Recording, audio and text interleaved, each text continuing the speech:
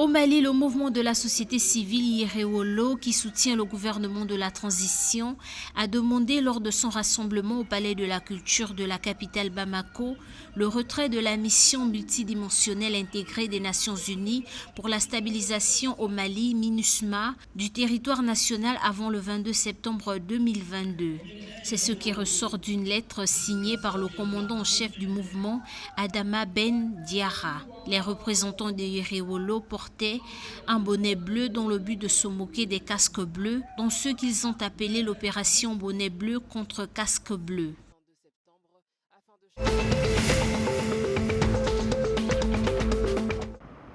Sous le coup d'une condamnation à 20 ans de prison à la suite de la crise post-électorale de 2010-2011, l'ancien président ivoirien Laurent Gbagbo a été gracié samedi 6 août 2022 par Alassane Ouattara. Dans le souci de renforcer la cohésion sociale, j'ai signé un décret accordant la grâce présidentielle à Laurent Gbagbo,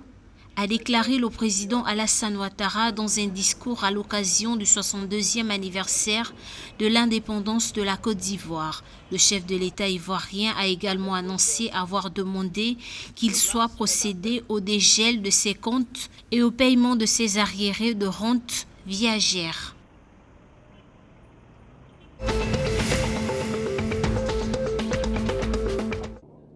Au cours de l'opération menée le 4 août 2022 par une unité de détachement militaire de Bourzanga, province du BAM, région au centre-nord du Burkina Faso, au moins 34 terroristes ont été neutralisés, selon un communiqué publié par l'armée burkinabé vendredi 5 août 2022. Depuis 2015, le Burkina Faso est en proie à des attaques terroristes qui ont fait de nombreuses victimes, en plus de 1,9 million de déplacés internes. Face à cette situation, les autorités de la transition burkinabé ont annoncé que le besoin en financement pour la mise en œuvre du plan d'action de sécurisation du territoire, de la réponse humanitaire et du retour à la vie constitutionnelle normale était estimé à plus de 2300 milliards de francs CFA, environ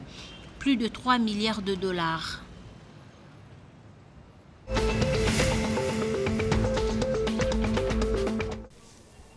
Pour assurer une couverture santé universelle à toutes les couches de la population du Togo, l'exécutif togolais a, lors du Conseil des ministres tenu le 3 août 2022, annoncé la création d'un comité de régulation de l'assurance maladie universelle. L'objectif est de garantir l'équilibre financier et contribuer à la pérennité du système national d'assurance maladie. Le gouvernement togolais, à travers ce dispositif, veut assurer une couverture santé universelle à toutes les couches de la population grâce à un mécanisme de mutualisation des risques et de solidarité dans le financement.